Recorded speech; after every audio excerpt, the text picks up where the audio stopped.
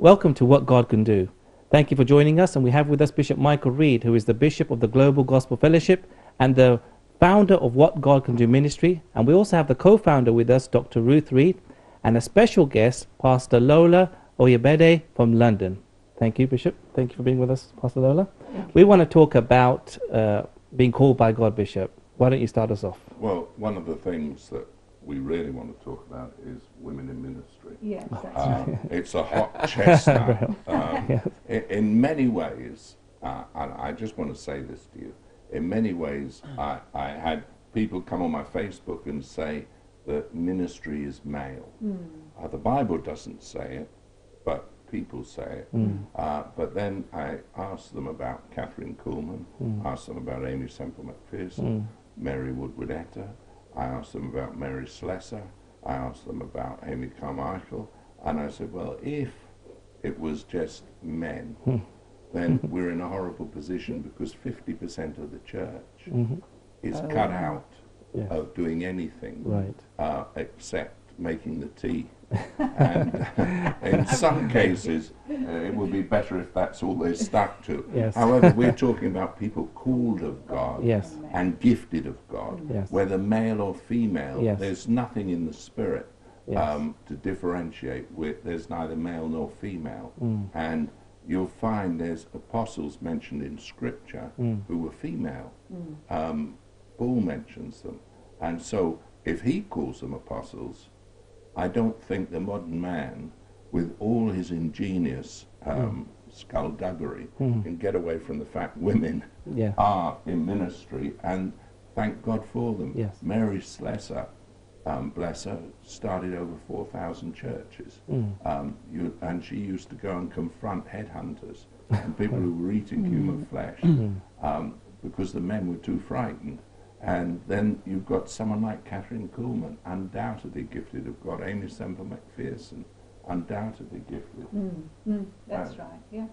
Anyway, Pastor Lola, I've been to your church. I've enjoyed your ministry.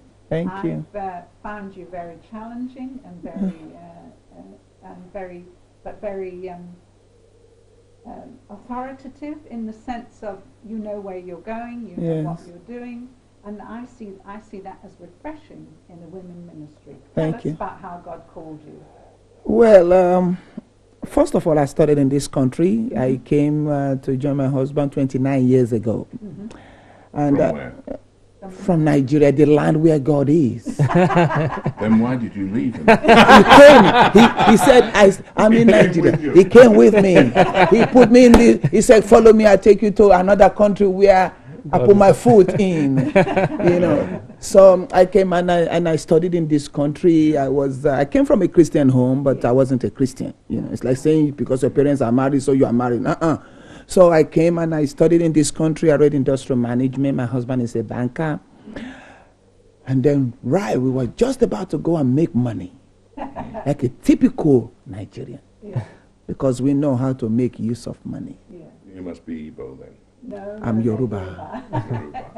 But the Igbos are smarter than the Yes, but they are following us. You know what? The fun of it, to come back to this, I was born in Igbo land. Okay.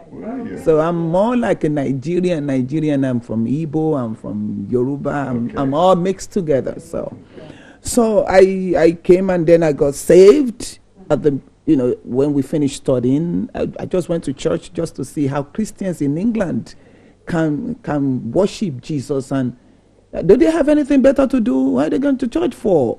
On Sunday in London? I'm talking about my people, So I reluctantly followed my friend, the first friend I met in this country. And when I went into that church, I noticed something happened to me, very strange. Now we call it the touch of God. But then I didn't understand it. I thought, no, I didn't come to this church to experience this. So I ran away from that church service. And then what did you experience? It was like something gripped me. I knew it was the touch of God. I felt so strange. I felt, what's going on here? Whoopy, scoopy, kind of, I felt it was a touch of God. When the Lord touches you, you know yourself, He touches you. When spirituality and humanity meet together, something happened. So I ran away from that service in Seven Sisters, and I used to live in Syracuse. So she said to me, why did you leave? I said, I don't understand it.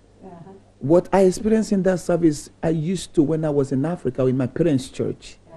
You know, and I thought, no. What church was that? Christ Apostolic Church. Okay, yes. You know. So I said, no, I don't want to go to this thing. I'm not ready for this. So I left. Months later, she invited me back again.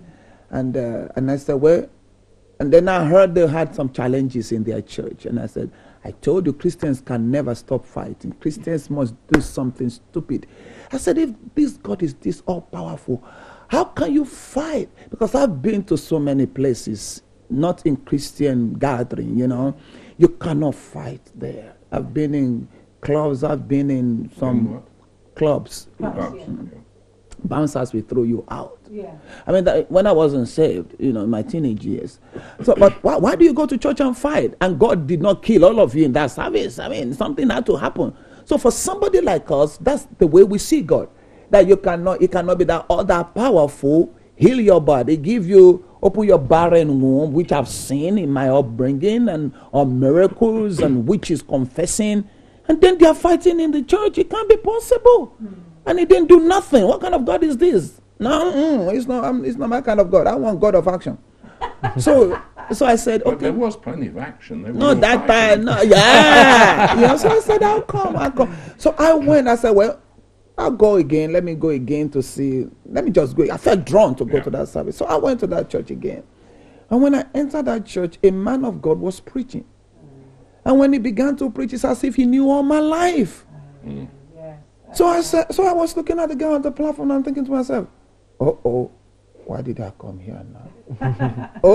So I leaned on my friend and I said, how much did they pay you to bring me here? He said, don't talk. I said, I'm talking. He said, shh, you're sitting in the front. I said, that's the problem. So I walked out of the service. I just took my kids and I walked out of the service. I didn't come here to listen to this.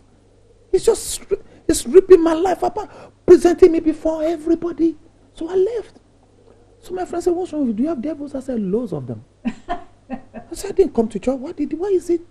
What did they tell you to bring me? Did you tell your pastor? They said, I have no clue what. I said, my life is presented to this church. That man was talking about, he said that man wasn't even our pastor.